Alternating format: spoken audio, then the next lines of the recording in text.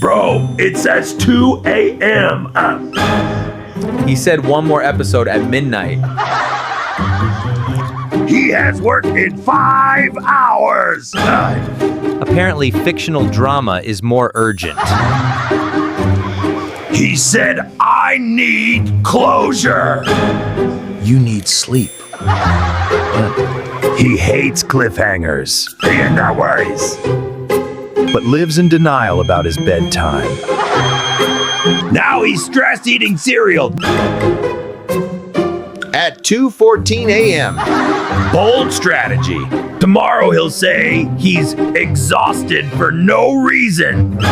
Yeah, mystery of the century. One more episode, he said. Now it's a whole season and a personality trait.